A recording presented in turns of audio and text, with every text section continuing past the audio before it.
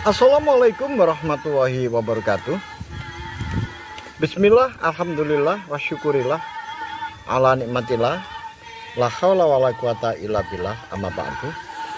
Pemirsa dimanapun Anda berada, ketemu kembali dengan Kilamong Putro, salam budaya warisan Nusantara. Pemirsa, izinkan saya untuk melanjutkan keterangan-keterangan saya tentang cerita keris pusaka Kiai Setan Kober. Pemirsa, di kesempatan yang lalu di Kerajaan Demak yang dipimpin oleh Raja Demak yang keempat, yaitu Sultan Prawoto, atau yang dahulu namanya adalah Pangeran Mukmin,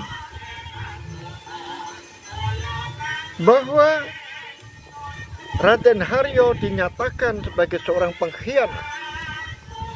Raden Haryo yang tidak mau mengirimkan pasukan ke Pasuruan dan tidak mau mengirimkan pasukan untuk menyerbu Belambangan merupakan sebuah kesalahan besar, karena dianggap hal itu merupakan pengkhianatan negara dan balelo terhadap perintah Kanjeng Sultan. Oleh sebab itu, Kanjeng Sultan Prawoto memutuskan bahwa hukuman yang paling tepat terhadap Raden Haryo adalah kematian.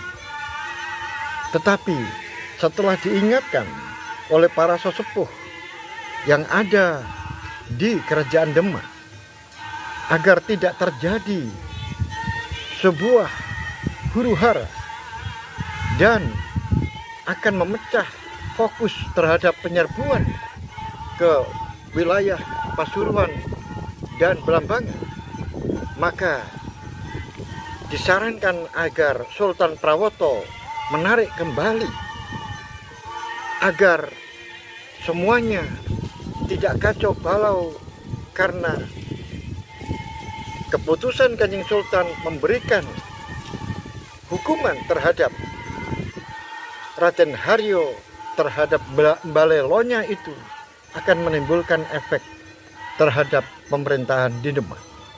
Oleh sebab itu, para sesepuh menyarankan biarkan saja kita fokus di dalam penyerbuan ke wilayah Pasuruan dan Belambangan. Pemirsa dimanapun Anda berada, akhirnya Raden Haryo mengumpulkan pasukan dan menyusun kekuatan.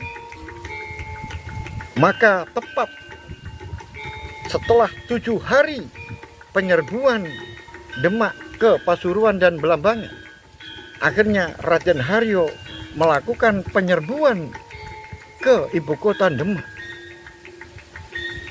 Pemirsa dimanapun Anda berada, penyerbuan ke Demak ini terbagi menjadi 2 bagian, yaitu bagian tim kecil yang dibentuk untuk khusus membunuh Sultan Prawoto, dan sisanya 5.000 orang berjaga-jaga di luar kota. Tim kecil ini apabila berhasil membunuh Sultan Prawoto, maka harus segera mengirimkan anak panah ke udara sebagai tanda bahwa usahanya membunuh Sultan Prawoto itu berhasil. Pemirsa dimanapun Anda berada, akhirnya luncuran anak panah pada pagi hari menjelang subuh itu menyusul ke udara di tanah Demak, dan itu dilihat oleh para tentara pimpinan Raden Haryo yang sedang menunggu adanya luncuran-luncuran anak panah itu. Akhirnya setelah berkali-kali dilihatnya luncuran anak panah itu, akhirnya Raden Haryo memutuskan segera berangkat menuju ke Demak.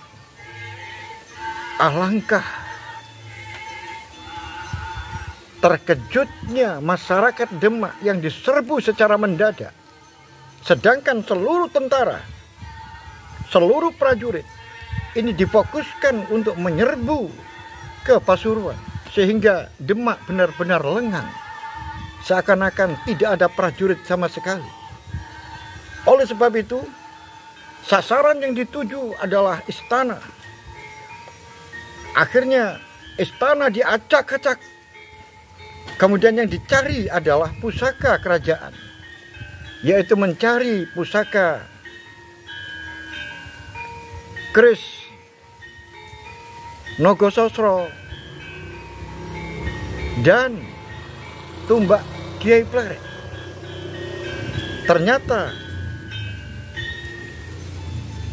tumbak Kiai Pleret, keris Nogososro Sabu Inten sudah disingkirkan oleh Kanjeng Sunan Kalijogo, karena Kanjeng Sunan Kalijogo punya firasat bahwa akan terjadi sesuatu di Demak. Oleh sebab itu, sehari sebelum Raden Haryo melakukan penyerbuan ke Demak, maka 3 pusaka kerajaan itu kemudian diambil oleh Kanjeng Sunan Kalijogo dan disimpan oleh Kanjeng Sunan Kalijogo. Kemudian Raden Haryo yang mencari pusaka kerajaan ini tidak ditemukan. Akhirnya dia mengacak-acak seluruhnya dan marah, dan akhirnya seluruh istana itu dibakar. Dan setelah itu diperintahkan seluruhnya prajurit-prajurit itu membakar kota, sehingga benar-benar Demak menjadi neraka di pagi hari itu. Kemudian tidak terima, pasukan kemudian menuju ke barat.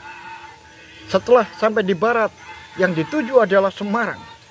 Maka Pantai Pagota dan Jumongan sebagai pusat pembuatan kapal-kapal, baik itu kapal dagang maupun kapal perang, maka seluruh kapal yang ada di tempat itu dihancurkan dan dibakar habis. Tidak kurang 4.000 kapal, baik itu kapal perang maupun kapal dagang, semuanya dihancurkan. Pemirsa dimanapun Anda berada, benar-benar di saat itu merupakan sebuah tragedi yang luar biasa. Pembunuhan di mana-mana seperti tidak ada hukum. Dan akhirnya 1 hari setelah terjadinya peristiwa berdarah itu, Kanjeng Sunan Kudus kemudian menemui Kanjeng Sunan Kalijogo dan menyatakan bahwa dirinya tidak ikut terlibat di dalam peristiwa ini, karena muridnya Raden Haryo sudah diingatkan berulang kali agar tidak melakukan dendam dan melakukan pembalasan terhadap terbunuhnya ayahnya oleh Kanjeng Sultan. Tetapi semuanya itu tidak didengar oleh Raden Haryo. Oleh sebab itu, Sunan Kudus mengatakan kepada Kanjeng Sunan Kalijogo dan Sunan Tembayat bahwa dirinya tidak terlibat sama sekali di dalam peristiwa ini. Pemirsa dimanapun Anda berada, akhirnya Kanjeng Sunan Kalijogo dan Sunan Tembayat meminta kepada Sunan Kudus agar menangkap muridnya itu dan memenjarakan untuk mendapatkan hukuman. Dan itu disanggupi oleh Sunan Kudus. Akhirnya setelah 7 hari terjadinya tragedi itu, Sunan Kudus memanggil muridnya yaitu Raden Haryo untuk menghadap ke Kudus. Ternyata Raden Haryo pun datang ke Kudus menemui Sunan Kudus, dan kemudian tindakan yang dilakukan oleh Sunan Kudus adalah menangkap Raden Haryo dan memenjarakannya di dalam kamar Sunan Kudus, dan kemudian dikunci dengan kunci goib sehingga Raden Haryo tidak akan bisa keluar. Pemirsa dimanapun Anda berada, luar biasa. Ternyata Sunan Kudus menyadari bahwa pusaka yang selama ini hilang ternyata sudah berada di tangan muridnya, di tangan pewarisnya, yaitu Raden Prawoto. Hal itu diakui oleh Raden Haryo bahwa pusaka itu sudah berada di tangannya.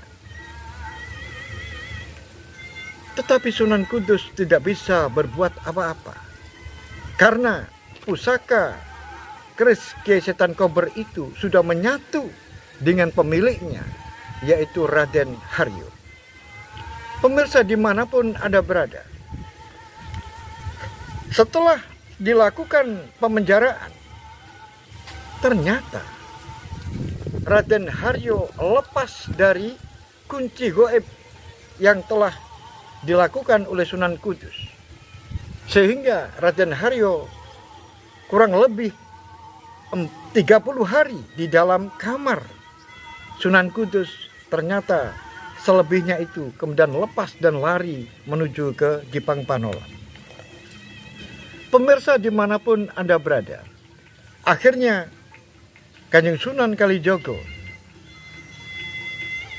datang menemui Hadiwijoyo atau Joko Tingkir, kemudian menyerahkan 3 pusaka, yaitu Sabu Inten, Nogososro, dan Kiai Pleret kepada Hadiwijoyo. Itu tandanya bahwa kerajaan Demak sudah hancur dan ganti kerajaan baru, yaitu kerajaan Pajang yang dipercayakan untuk meneruskan kerajaan Demak, yaitu Hadiwijoyo. Pemirsa dimanapun Anda berada, hal itu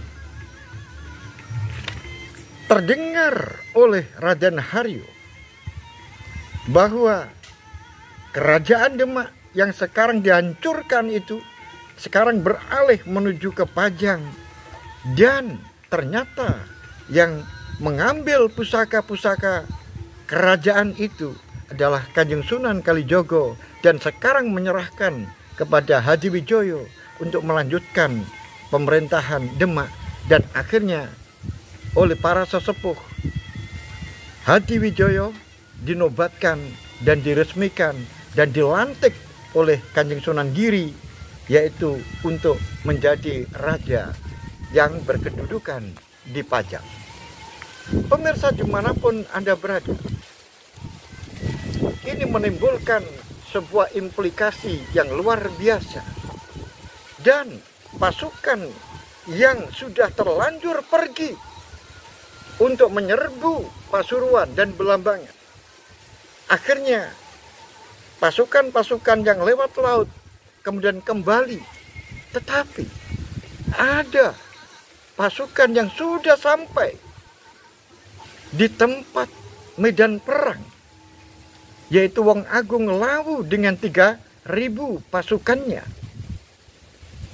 Kemudian di tengah-tengah peperangan, akhirnya Wong Agung Lawu diperintahkan oleh Adipati Madiun, yaitu Ronggo Jumeno, yaitu Adipati Timur Ronggo Jumeno, agar pasukan Madiun mengundurkan diri dari peperangan karena terjadi huru-hara di wilayah Demak dan Demak sudah dalam keadaan hancur. Tetapi sayang,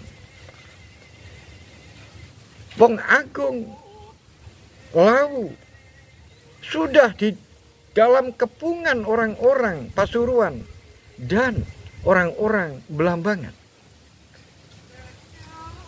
Panji Semirang sebagai Lurah Tamtomo ikut membantu pertahanan dari pimpinannya, yaitu Wong Agung Lawu. Tetapi sayang, yang lain bisa selamat. Yang lain, pasukan-pasukan dari Ponorogo dan dari daerah-daerah Cirebon dan Pekalongan bisa mengundurkan diri karena belum sampai ke wilayahnya, yaitu wilayah peperangan. Tetapi Wong Agung Lawu sudah ada di tempat itu dan menunggu. Ternyata Wong Agung Lawu dan pasukannya dikepung oleh pasukan Pasuruan. Dan akhirnya terjadi pertempuran yang tidak seimbang antara Senopati Wong Agung Lawu yang dibantu oleh Panji Sumirang dengan pasukan dari Pasuruan.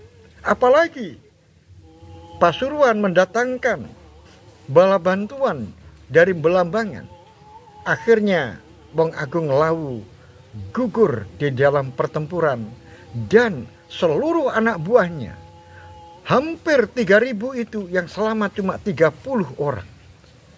Dan akhirnya 30 orang itu bisa menerobos yang dipimpin oleh Panji Sumirang, dan akhirnya luka-luka yang mengenai dirinya dan anak buahnya tidak menjadi persoalan, asalkan nyawanya masih bisa diselamatkan. Pemirsa dimanapun Anda berada, bagaimanakah kelanjutan dari cerita ini? Bagaimana dengan nasib Demak? Dan bagaimana kemarahan Raden Haryo setelah mengetahui pusaka-pusaka kerajaan Demak itu diusung dan diberikan kepada Hadiwijoyo? Dan bagaimanakah nasib dari Panji Sumirang yang terlunta-lunta di dalam menyelamatkan 30 anak buahnya? Oleh sebab itu, ikuti terus cerita itu. Sampai di sini, pemirsa dimanapun Anda berada, ada kurang dan lebihnya, dan tunggu cerita berikutnya. Akhirul kalam. Billahi taufiq wal hidayah, waridho wal inayah. Assalamualaikum warahmatullahi wabarakatuh. Salam budaya warisan Nusantara.